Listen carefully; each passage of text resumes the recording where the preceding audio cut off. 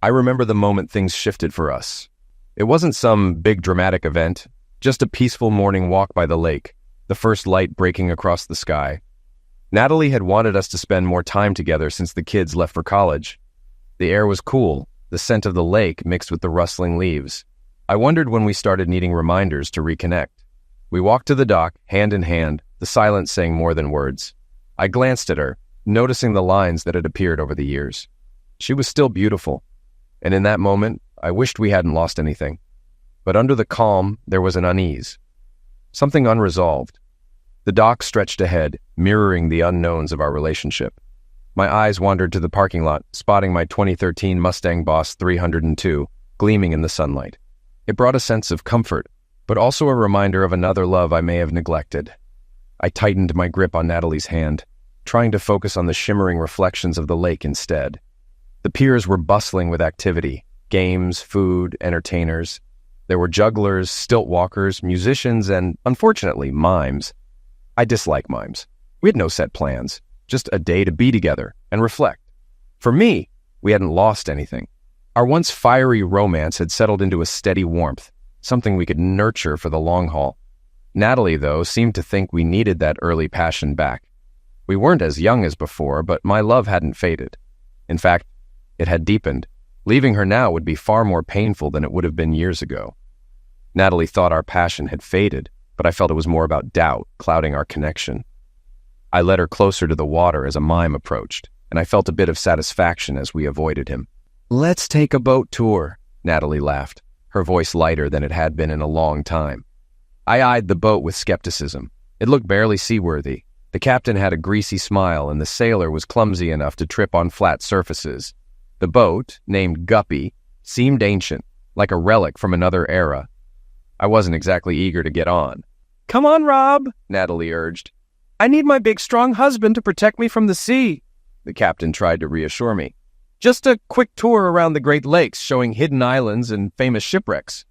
"Will you show me where the Edmund Fitzgerald sank?" I asked. He looked at me like I was nuts. "No way. I've been on these waters since I was 12, and that place still gives me chills." Even Natalie seemed taken aback by my question. The sailor chimed in. "There are mysterious islands out here, some unmarked, some cursed. They say an old chief guards one. Strong winds keep anyone away." "But what about sinking?" I asked, still eyeing the rickety boat. "This thing doesn't look very seaworthy." The captain smiled. "This island is only dangerous in November. In summer, it's perfectly safe. But in a couple of months, it turns into hell. Strong winds that can strip the paint off, sudden 50-foot waves coming out of nowhere. Wow. Have you seen one of those?" I asked. He gave me a look like I'd lost my mind. "If I had, I wouldn't be here talking to you." Natalie seemed oddly charmed by this gruff, fishy-smelling captain. "Rumor has it," he continued, "that a Native American shaman lives here, in love with the spirit of the Great Lakes. They say there's purple lightning and eerie screams in the fall. Some even think those conditions caused the Fitzgerald to sink. We won't go to its resting place, but maybe we'll sail close to the island." I nodded and paid for the tour. If I had to spend 3 hours with my unfaithful wife, it might as well be interesting. I glanced at the other passengers, a diverse mix. 4 young women had already begun giggling amongst themselves. 2 were attractive. The third was a tall blonde constantly checking her lipstick. And the fourth was a curvier woman dressed to hide her body but wearing a low-cut blouse. Nearby sat an ordinary man, about my age, average in every way. If I weren't me, I'd think he was me.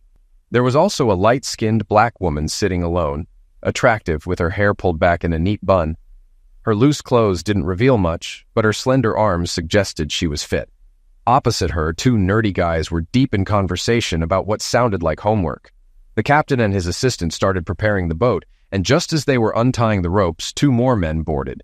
They handed the captain some cash and settled near the women. Both were big and young. One carried himself like he owned the place, while the other seemed to be his follower. I noticed Natalie watching them with interest. I moved to the other side of the boat, and after a moment, she joined me. "Nat, maybe you should go back," I said. "Why, Rob?" she asked. "I'm starting to see your point. Maybe we have grown apart. I thought everything was fine, that we still loved each other. But we are still the same people," she said. "We've made mistakes. But today is about getting back to what matters. Remembering why we fell in love, leaving the past behind and stepping into the future together." She seemed sincere, almost pleading. "If we are different, I started. Maybe we should do what Steve and Eddie did. Rob, we don't need that, she said. Our situation is different. Edith is miserable, aged beyond her years. We just need to get to know each other again, to understand who we've become. She hugged me, her hand brushing my cheek like she used to when we first started dating. I sighed, realizing how long it had been since she'd done that. It's amazing how much small gestures can mean. I wanted to talk to you today, she said, but maybe it's better to wait. Let's just enjoy ourselves and see if the captain's spooky tour of the Great Lakes can entertain us. Might as well get it over with, I said. I'm not in the mood for any games. Just tell me if it's bad news. Rob, when two people spend so much time together, sometimes they experience life differently, she started. So we've drifted apart, I interrupted. And you want a divorce. Since the kids are in college, it's a good time, right? She looked horrified. Rob, why would you think that? I want us to be together, she said, taking my hands. We've raised two wonderful kids, made our share of mistakes, but you're still the person I want to spend my life with. And I'm not sure I want to be with someone who keeps taking another man's side over mine, I shot back. Are you jealous of the captain? She laughed, squeezing my hand tighter. Rob, I wanted to tell you that we've raised our kids, the mortgage is under control, and we're not even 50 yet. We're in the clear. But I think we have different visions of what's next. You seem ready to keep saving money and working until you retire at 65. That's what normal people do, I said. She gave me a sharp look. That's why normal people grow old without living. Today is the beginning of something new, Rob. I don't want a divorce. I want us to get to know each other again. I want you to cut back at work, use your vacation time. Let's travel, hike, visit places, and fall in love with each other all over again. Before I could reply, the boat rumbled to life as the guppy pulled away from the dock. It wasn't a smooth ride, but the captain and his mate were clearly used to it.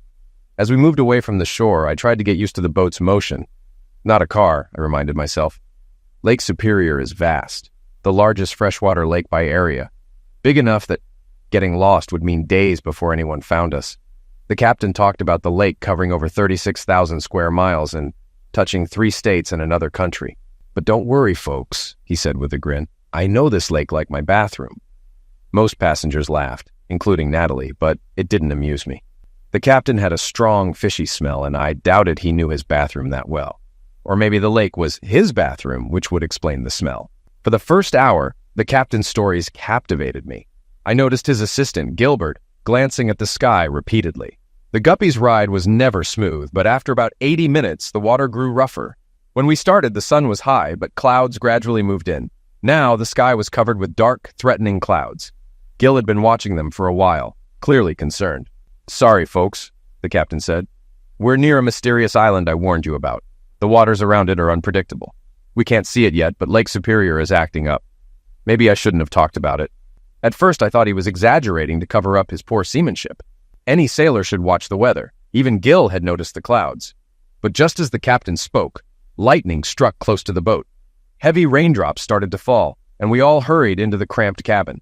Below deck, the weather got worse, and the boat began rocking. I have to admit, the captain and Gil did their best and probably saved us from sinking. The small boat rocked, and without the crew's courage, we might have been lost. Looking at the worried faces around me, it was clear we all regretted boarding the guppy.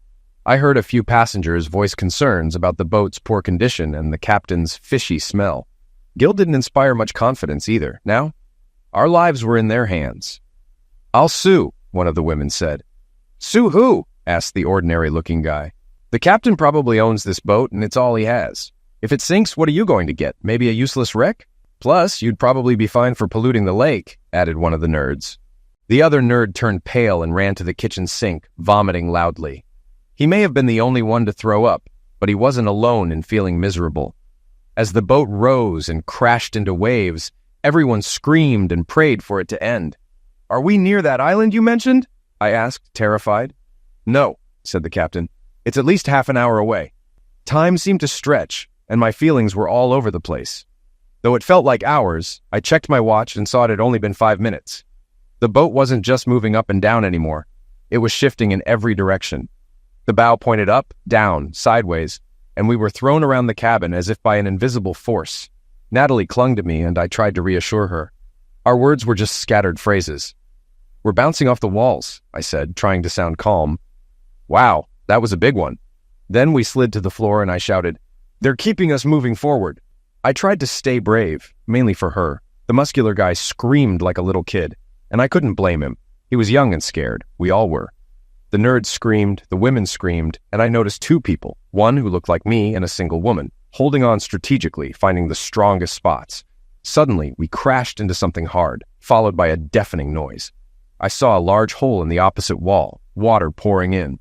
"We need to get out of here!" I yelled. "Everyone on deck!" With a hole like that, we were sinking fast. The muscular guy pushed past the women and ran out. I helped two women to their feet and got Natalie out onto the deck. The captain hadn't insisted on life jackets, so I began searching for them. "What now?" the muscular guy asked, clearly frightened. "I'm trying to find life jackets," I replied. "Me too," he said, opening cabinets. The captain and Gil were trying to patch the hole and contact help. I took out my phone, but there was no signal.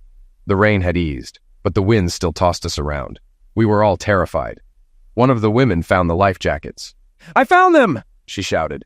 The muscular guy hurried over, pushed her aside, grabbed a jacket, and began handing them out. Then the boat hit something again, and the impact knocked us down. I saw the captain fly up and fall badly on his back. There was a sickening crack, and he lay motionless. We all held on to something, and Natalie clung to me, sobbing. The boat had stopped moving. I crawled to the captain and called for Gil. I checked for a pulse, but there was none. I looked at Gil and shook my head. "The captain is dead, isn't he?" whined the muscular guy. I nodded. "Oh, this is just great," he whined. "How are we supposed to get home now?" I looked around and noticed the boat had actually run aground. I climbed out and saw we were on a fairly large piece of land that we had stumbled upon during the storm. The others followed me out, and we found ourselves on a wide beach. "Gil, is there any way we can fix the hole in the boat?" I asked. He just stared at me. "Why are you asking him?" the muscular guy snapped. "Because he's the captain now, so he's in charge. We need a plan to figure out how to get off this island or signal for help," I replied. "We don't need to do any of that, Grandpa," he scoffed. "Everything is automated. Once the company notices they've lost contact with the boat, they'll come find us. All we have to do is wait. Besides, why trust this guy? He and the captain almost got us eliminated. Some captain he is." Ignoring him, I began walking along the beach. I noticed I was being followed and turned to see Gil, the muscular guy, and the quiet woman trailing me. The ordinary guy soon caught up. "Exploring the island?" he asked. I nodded. "We need to know what's here in case rescue doesn't come." There wasn't supposed to be a storm this afternoon. It was forecast for tonight and tomorrow afternoon. "George Ignatowski," he said, offering his hand. "Robert Sinclair," I replied, shaking it. "George, we can cover more ground if we split up. Gil and I will head east, and you and this lady can go west. Is your watch still working?" "Yes," he confirmed. "Let's meet back on the beach in an hour. We probably have about 3 to 4 hours until sunset, and the storm could start by then, if not sooner. We're looking for a cave or any natural formation to use as a quick shelter." He nodded, and we parted ways. As Gil and I walked, he seemed to snap out of his shock. "How do you know this is east?" he asked.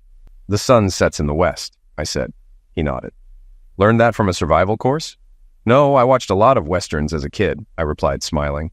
"We found some rock formations that could work, but they needed some materials to make them suitable. There were many thin but strong trees and some large trees where we could cut long branches. From talking to Gil, I had a good sense of what supplies were available on the boat. After an hour, I knew what we needed to do to ride out the storm. I sent Gil back to the boat with a list of items to gather, while I returned to the beach to explain our findings. If George hadn't found a better spot, we'd use the one we had. Time was short, so we needed to move quickly. I was only gone for about an hour, and maybe it was just luck that I chose that path. This part of the area was a bit more secluded. Later I learned they had decided on a safety in numbers approach, pairing up whenever someone needed to use the bathroom. Unfortunately, or perhaps intentionally, when Natalie needed to go, no other women were available, so she went with him. I heard them talking as I approached. I wasn't trying to be quiet until I recognized her voice. "But aren't you married?" he asked. "It's no secret," she said. "I've been exploring my options for a couple of years. A friend of mine got caught, so I decided to stop, but maybe now isn't the time to give it up." Then I heard a familiar sound and his groan. I knew what was happening, but seeing it was different. I crept closer and saw Natalie with him. She suddenly straightened up, almost as if she heard me, but she was just checking the beach to see if anyone was nearby. "Why did you stop?" he asked. "We're just getting started," she replied, lowering her underwear and leaning forward. After a few minutes, he began to moan. Remember, those younger girls might be prettier, she said, but they won't do what I will. Since you're in charge now, I expect you to look out for me. If you do, I'll give you whatever you want. What about your husband? He muttered. What he doesn't know won't hurt him, she said. Just keep him busy. Send him on some errand to feel important. I thought I should have been shocked, but once she mentioned cheating on me for years, it all made sense. I understood why she suddenly wanted to rediscover our relationship. She had cheated with Eddie, and when Eddie got caught, she feared the same fate. That's why she acted like she wanted to rekindle things between us. It was all just to protect herself. What hurt most was how calculated she was, never considering me for a moment. Being practical, I pushed it aside. The storm was still coming. I walked away from the woods and approached the beach from the other side. There, I saw George and the woman. We met in the center, and George shook his head. We found a small cave, he said, but it's not big enough for all of us. The woman tugged his sleeve. Oh, yeah. We also found some trees with ripe berries. There were a lot of squirrels, too. Okay. Gil and I found a natural rock shelter. It should work for tonight. We'll need to use tarps and rope from the boat to make it windproof. We should start soon, I explained. No need for that, came a voice from behind me. While you were off exploring, we held an election. This is still America, and I'm in charge now. The two nerds, the muscle guy's friend, and the 4 other women nodded in agreement. So we didn't get to vote? Asked George. Wouldn't have mattered, said the muscular guy. There were 9 of us here and only 4 of you. I figured if no rescue came tonight, we could just sleep on the boat. No need to waste energy building a shelter when we had the boat. George and I shrugged and headed towards the spot I had found earlier. Hey, the muscular guy shouted. Where are you going? There's a storm coming, I said. We don't have time to waste on you. But I'm in charge, he insisted. We didn't vote for you, George said. You're not leading us. What about your wife? The guy shouted. Aren't you going to try to convince her to come or fight for her? You already said it, I replied. She's with you. I looked Natalie straight in the eyes, and she shuddered. I only fight for what's worth it. But Rob, Natalie began. George, the quiet woman, and I headed away from the beach. As we left, a buxom woman joined us. Dana, where are you going? One of the other women called out. Listen, Peggy, I know how this story ends, Dana said. 4 guys, 5 women, and I'm the odd one out. I'd rather take my chances with them. They have a plan and a reason for it, I hope. Once we arrived at the spot I found earlier, we introduced ourselves. The buxom woman was Dana. The quiet one was Ella. Ella didn't speak much because she didn't like explaining her accent. She called herself a crossbreed. Her father was half black and half Hispanic. Her mother was Irish, and Ella grew up in London. She was a librarian and proud of it. George, like me, was an engineer. He was mechanical, and I was in manufacturing. I explained my idea for strengthening our spot. It was at the bottom of a steep hill with a V-shaped notch that provided some shelter. My plan was to build a lean-to against the rock wall, blending it into the hillside. There were large rocks and fallen trees nearby to reinforce it once we settled in, especially to block the wind. Since the tarp was waterproof, my main concern was keeping the wind out. Gil arrived soon after, and I updated him. The tarps were larger and thicker than I expected, which was great. I sent him back for more supplies, while George started on the construction. Dana and I went looking for branches to use for the walls, and Ella went back to collect berries and anything else edible. When Ella returned with plenty of berries, I called her over and she smiled as she approached. I handed her the fishing rod. What should I use for bait? She asked in her careful accent. What? I said, pretending not to hear.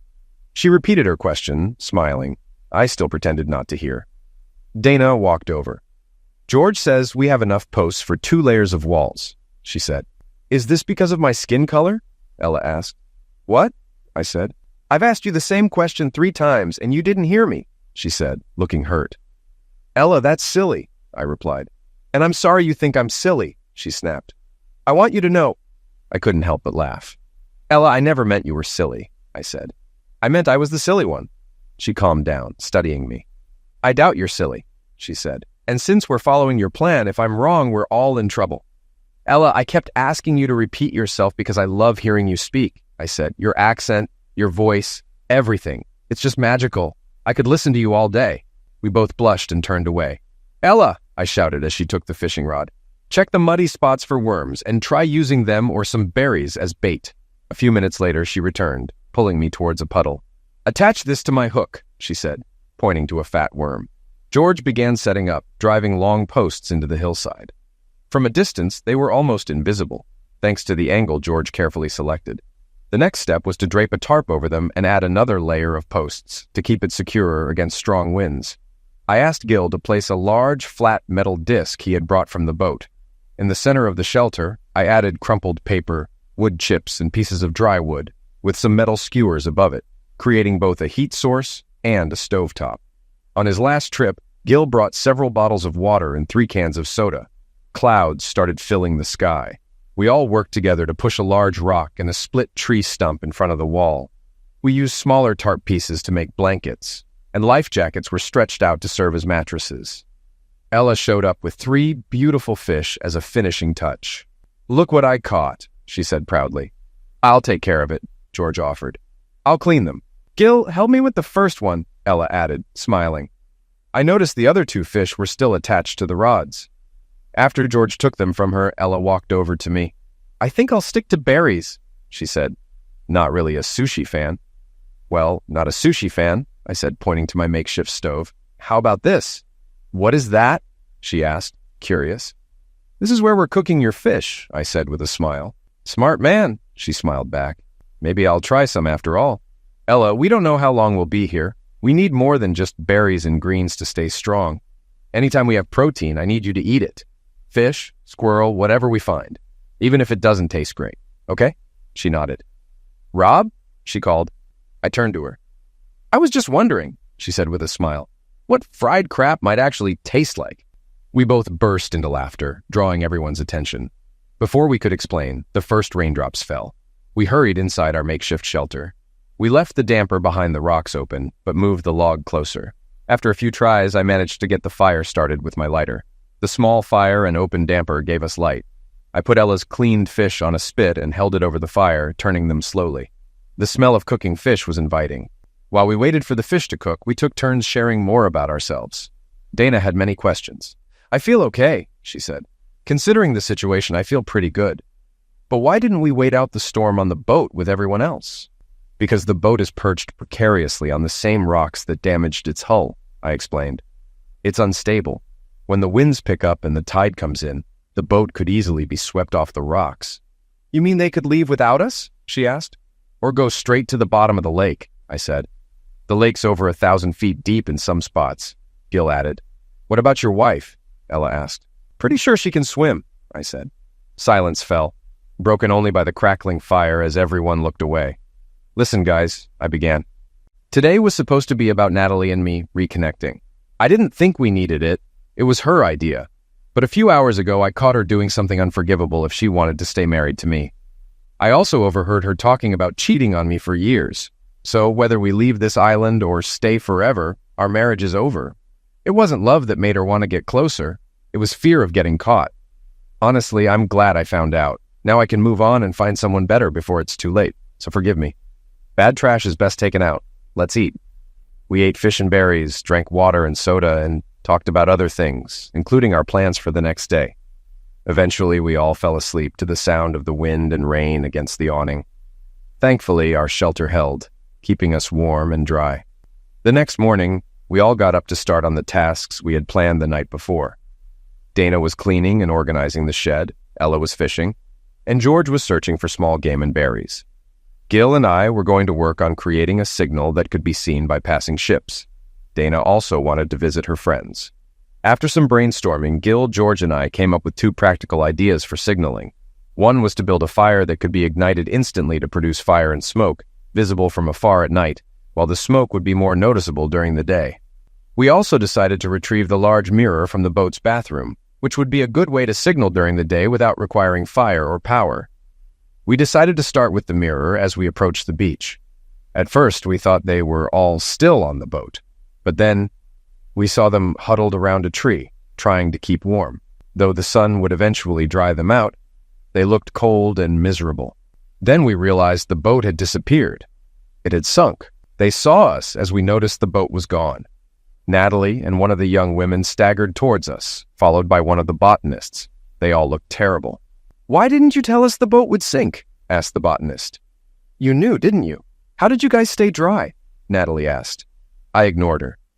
"Rob, we need to talk, honey," she said. "I feel like you're angry." "Okay, I messed up again. I didn't take your side, I was wrong. Gil, let's swim out and see how deep the boat is, I said. We can dry our clothes by the fire afterward. Hopefully they'll have something for us to eat when we get back. Everyone turned sharply towards us when I said this.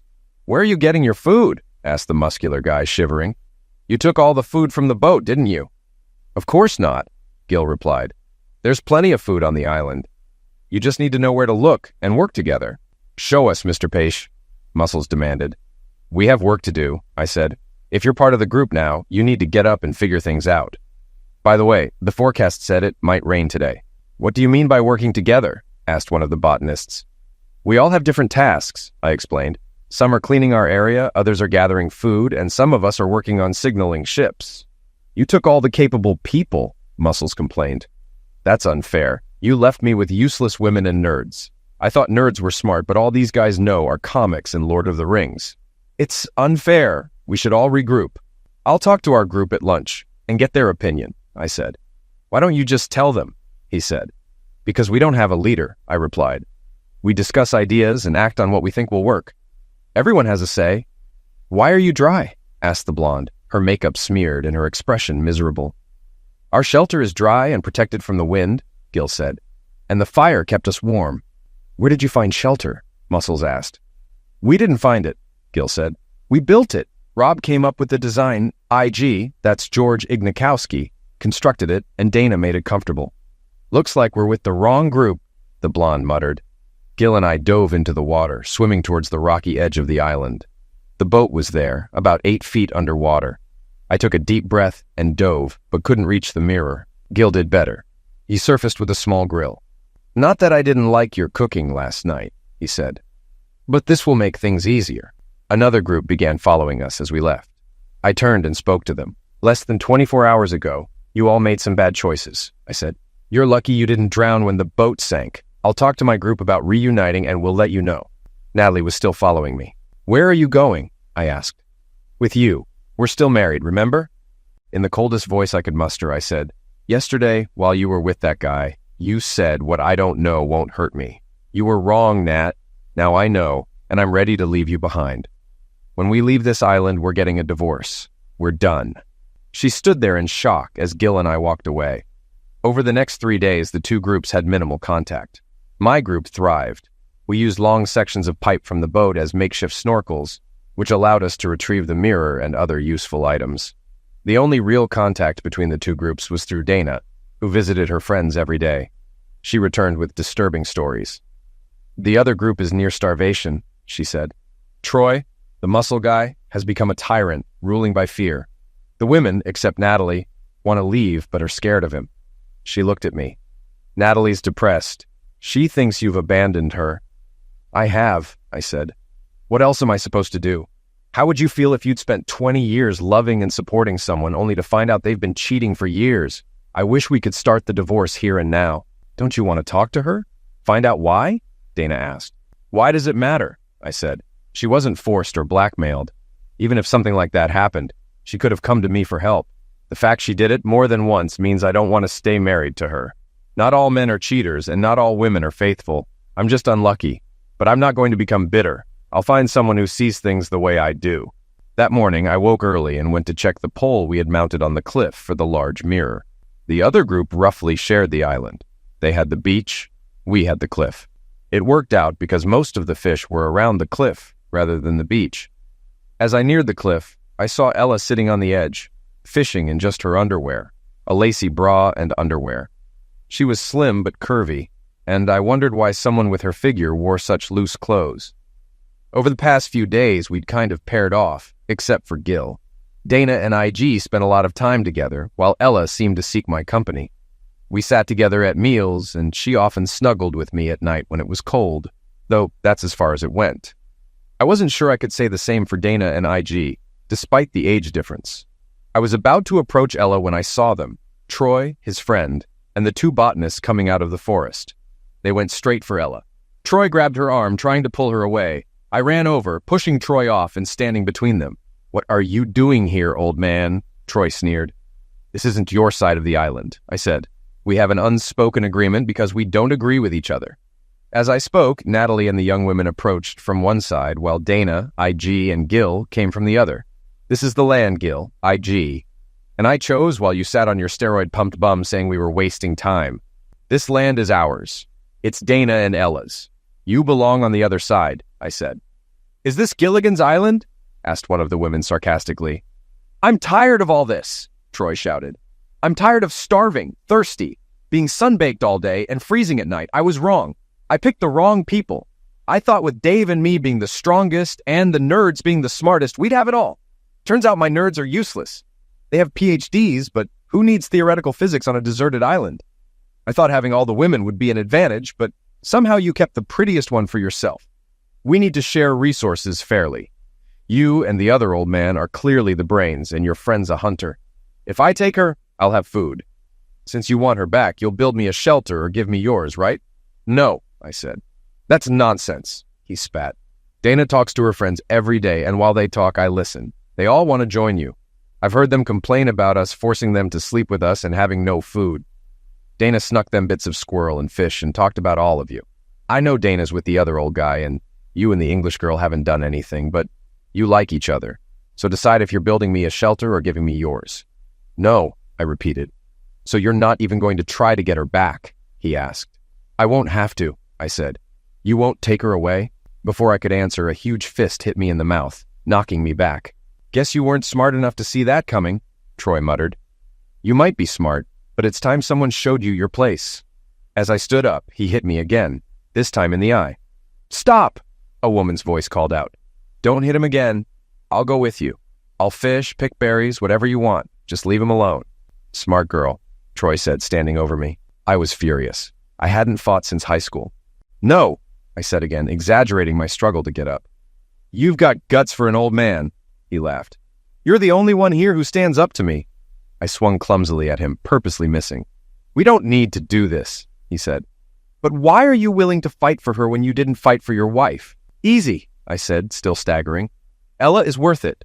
I approached him, pulling back my fist again. He smiled. I swung awkwardly and he leaned back. At that moment, I kicked him as hard as I could in the groin. His scream could have been heard across Lake Superior. As he doubled over, I brought my knee up into his face and he fell. His friends stared in shock. You were faking it, he said. You weren't that hurt. It's called cheating, I laughed. He's taller, heavier, has a longer reach, and is 20 years younger. Is that a fair fight? He was desperate, Dave said. We don't know how to survive here. Troy's always been hot-tempered and thought he should lead. On the boat, you had all the ideas. During the storm, he screamed like a kid, and it embarrassed him. When you left to explore, he turned it into a popularity contest. You should have played along instead of abandoning us. I think you were more mad at your wife than anything else. Troy groaned, still on the ground. And don't blame Troy for your wife, Dave continued. She offered herself, and he took her. She's not even his type. Too old for us. It was just for fun. Screw you, Dave, the blonde muttered. You already have several times, Dave said. And it wasn't great. The blonde, without makeup, didn't look as attractive, and she stood there muttering. Troy began to stir. Dude, are you okay? Dave asked. My gear, it's throbbing, Troy moaned pitifully. Ella slowly approached me, and Dave and the others couldn't take their eyes off her. She let her hair down, pulling it into a long ponytail like a black waterfall. Her chest strained against her bra, and her curves shook with every step. Troy tried to stand, then screamed in pain, almost passing out again. What's wrong now? Dave asked. My hand, Troy groaned. It's dislocated, I said, grabbing his shoulders to help him. He flinched away. Don't touch me, he snapped. Listen, I said firmly. Your shoulder is dislocated. The longer it stays that way, the worse it'll get. Lie down, shut up, and I'll try to fix it. I grabbed his hand, placed both my legs on his side, and pulled sharply. He screamed and then sighed in relief. Oh, damn, that feels so good, he said. You need to make an armband, I said. It'll be sore for a week, and even after the pain subsides, it'll be weaker for a while. You should head back to your side of the island and rest. Dave helped him up, and they all left, though there was a lot of grumbling. I suspected they'd soon have a new leader. Ella looked at my face, then ran off. Just let her go, Dana said from behind me. What did I do wrong? I asked. Absolutely nothing, Dana said. She's even more obsessed with you now. You got beaten up to protect her. Do you know what that does to a woman? When did she start really liking me? I asked. From the first night you told her how much you loved her voice. She said, Rob, do you know what women hear all the time? We hear, look at that A, or, God, I wish I could grab those bosom. You didn't hear what Dave said about Becky? Do you know how hurt she is right now? Believe me, to Ella, you can do no wrong. I continued working on the mirror, adjusting it to aim the beam over the cliff and onto the water. I was just starting to remember we'd skipped breakfast when I heard hesitant footsteps behind me. I turned to see Ella. She held 2 square boards Dana had made for plates. There were greens and some type of meat cut into pieces. We had 3 or 4 pieces each with mugs of berry juice. She looked at me, then quickly looked away. What did I do now? I asked. Your eye, she said. And your lip. They'll heal, I replied. But they shouldn't, she said. I could catch fish for him for a few days. Maybe he could learn to fish for himself. Maybe I didn't want to be without you for a few days, I said. Her eyes widened, and she tried to hide her smile. The greens are different, she said. I found them underwater near where I fish. I asked Gil to dive in and cut some. It's like kale, but the taste is a bit different. I realized she wanted to change the subject. What kind of meat is this? I asked. Try it, she said, smiling. I took a bite. It wasn't squirrel, less fatty, more like chicken, though I knew there weren't any chickens on the island. Is this seagull? I asked, chewing. She shook her head. It's not pigeon, is it? I asked, taking another bite. IG caught it, she said. It's a snake. I spat it out, taking a long sip of berry juice. Rob, do you know when I realized you cared about me? She asked. I shook my head. It was when you told me to eat every kind of protein available, even if it tasted terrible. You didn't say that to anyone else. It mattered to you that I stayed healthy. So now I want you to eat your snake for me. It's not as tasty as fish, but it's protein. Better than nothing. From that moment, something shifted between us. We never discussed it or made anything official, but we became a couple. We also stayed together from then on. Since we couldn't store extra food, we began giving any surplus to the other group. When we brought them a bucket of fried fish and greens, they pounced on it, devouring it by the handful. Unlike us, they had no sense of sharing or teamwork. Each person just took as much as they could and walked away. One morning, a few days later, Ella and I were sitting on a cliff. She was fishing, and I was watching her in my underwear. Ella rinsed her clothes every day in the cool, clean water and let them dry in the morning sun. While her clothes dried, she fished in her underwear. By the time her clothes were ready, she usually had enough fish for the day. Once she put her clothes back on, she would rinse her underwear. Since we became a couple, we hadn't had intimacy, but we started kissing a lot. That morning, as she sat there fishing and smiling at me, I knew we'd lie on the soft grass and share long, slow kisses for hours. As I looked at her, she casually moved her hand up her side until her long fingers rested on her bra.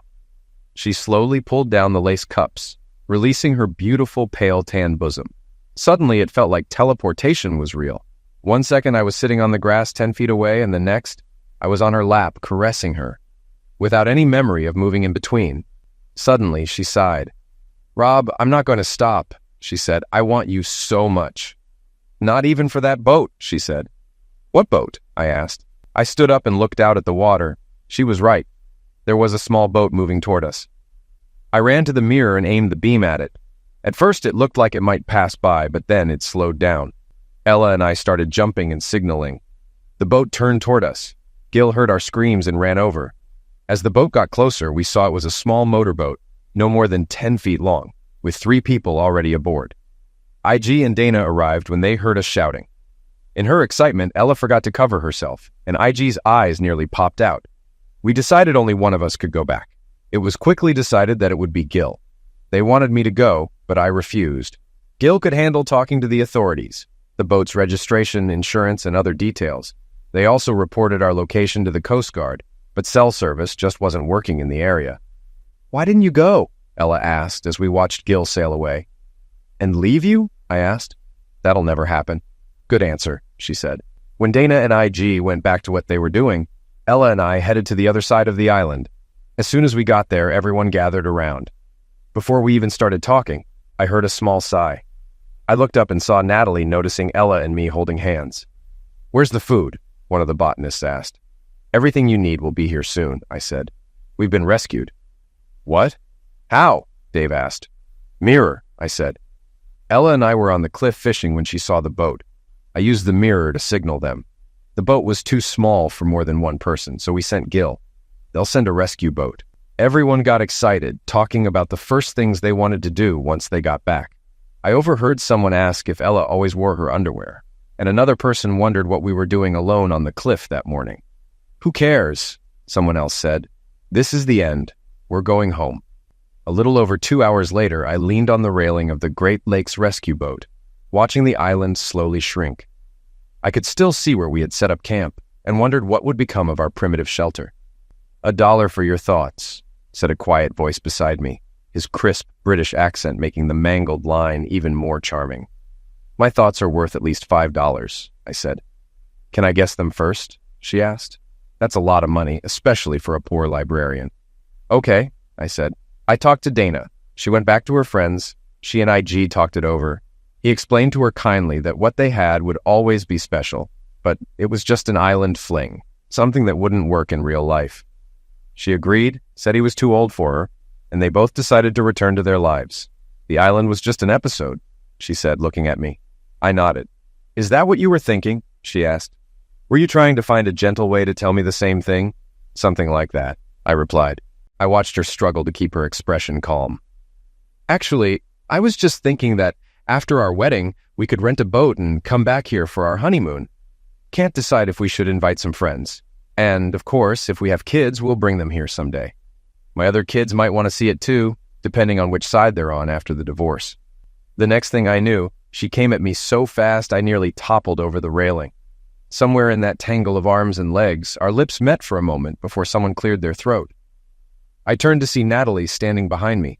"Ella, can I talk to Rob for a moment?" she asked. Ella nodded. "I'll go try to console poor Dana," she said. "Is she on the list?" I asked. "Definitely," Ella replied, and an idea started forming in my mind. "Rob, what's going on?" Natalie asked. "You haven't said more than 10 words to me since you let me know you knew what I did. We need to talk about this." "I talked to Dana on the island," I said. "She told me something that doesn't make sense. I think you might have the wrong idea about what happened here. Natalie, as soon as this ship docks, I'm filing for divorce. If what you have to say will save me time, let's do it now. It means we won't have to waste time later," I said. "Okay, Rob, I don't know how you found out, but yes, I cheated before we got to the island. But I stopped on my own and decided to dedicate myself to making you happy. That's why we got on that damn boat in the first place, so we could fall in love again. I quit, Rob. I'd never do it again. That should count for something," she said. "It says something," I replied, and she smiled. "It says nothing. 0 is something mathematically. What else did you want to say?" "Well, you know Troy forced us all to sleep with him and the others." She knew I knew she was lying as soon as she said it. "Nat, do you think I found out about you and Troy?" I asked. "Dana told you, right?" she said. "No, Nat. You told me yourself," I said. "Before, you sided with Troy against me, just like you did with the captain. I was in the bushes. I saw you with him, heard everything. It's funny. A guy I can't stand cared more about our marriage than you did. He even asked, 'What about your husband, Rob?' I was scared," she whined. "I wanted the best chance of survival." "Well, you picked the wrong side," I said. "And I paid for it," Natalie said. "They treated us like trash. Ella only had to be with you. She probably even liked it. We were passed around without our consent, and those nerds were sadists." "Natalie, Ella and I haven't had sex yet," I said. "I think we'll wait until after the wedding."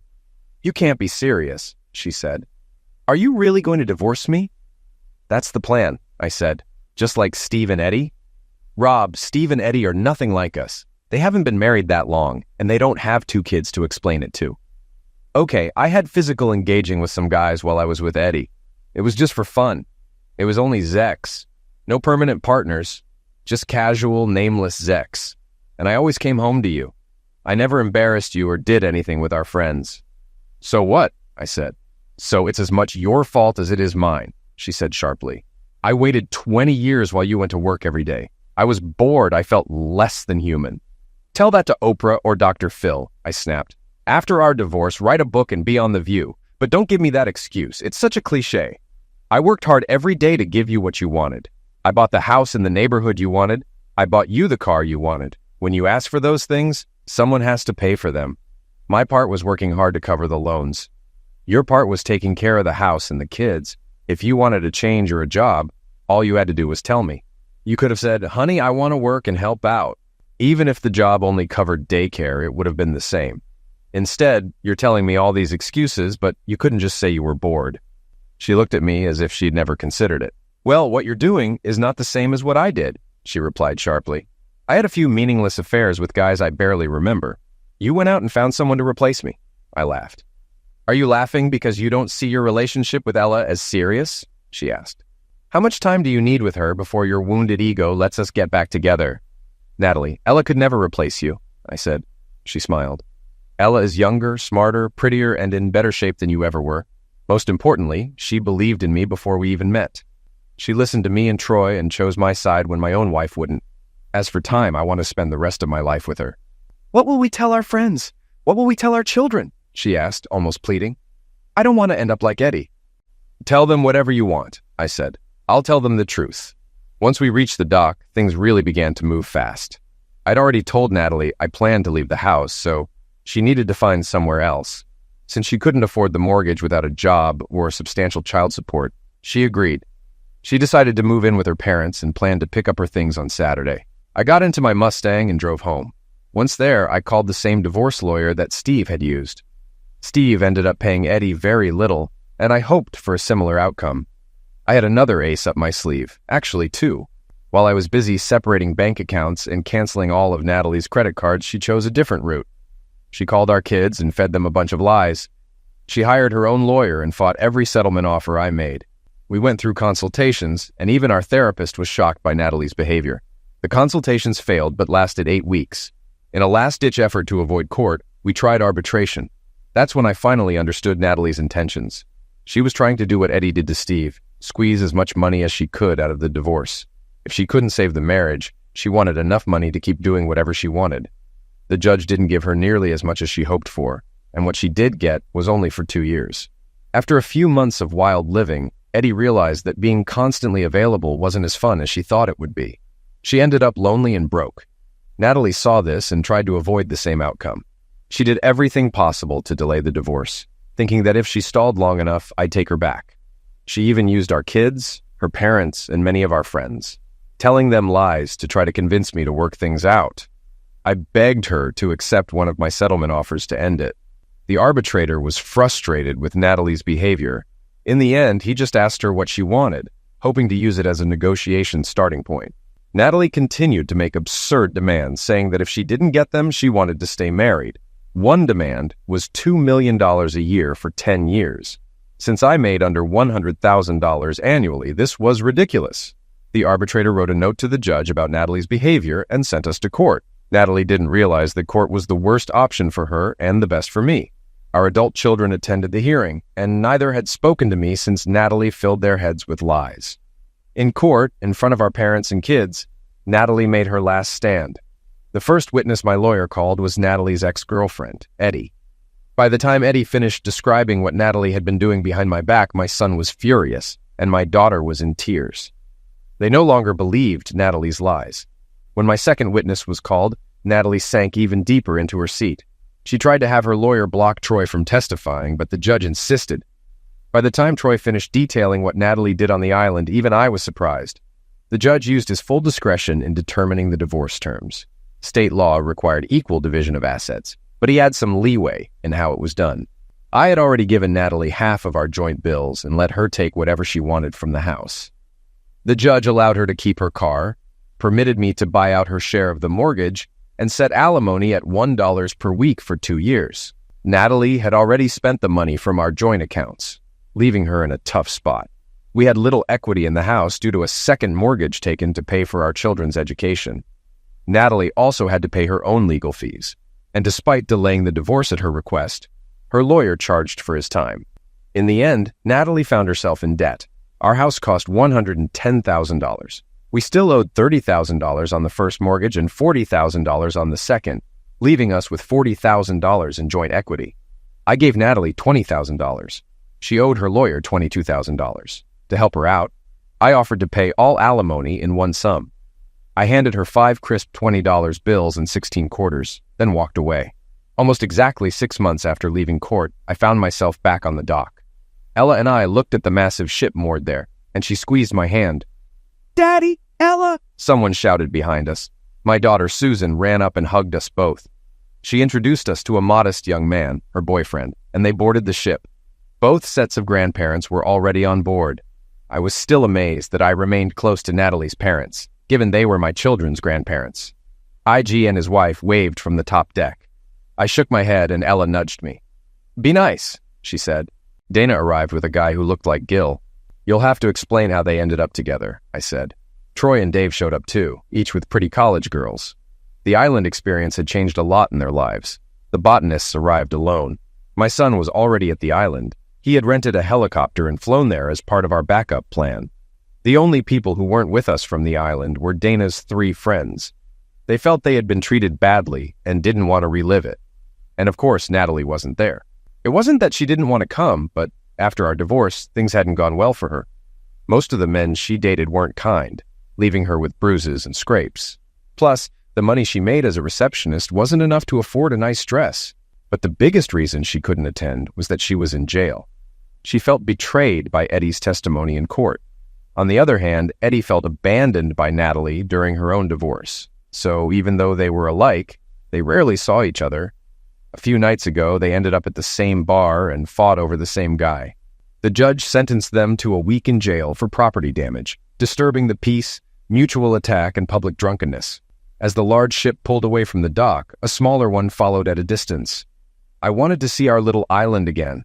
We planned to get married there, and while everyone else slept comfortably on the ship, Ella and I would spend the first night of our honeymoon in our old, primitive shelter. The next day, we'd board a helicopter and head back for the start of our real honeymoon in Vegas. $1 for your thoughts, Ella said beside me. "Oh, I don't have to pay for them anymore," I said. "We'll be married in a few hours and we'll be together forever. I'll never do anything to lose you. I love you too much." "I could listen to you forever," I said. But what I was actually remembering was just before I fought Troy over you on the island. "Do you remember what I called this place?" "Yeah, you called it Gilligan's Island," she said, laughing. "No, what did I say? This is the land of Gil, IG, and me. Maybe the 3 of us should look into buying it." "Maybe not," she said.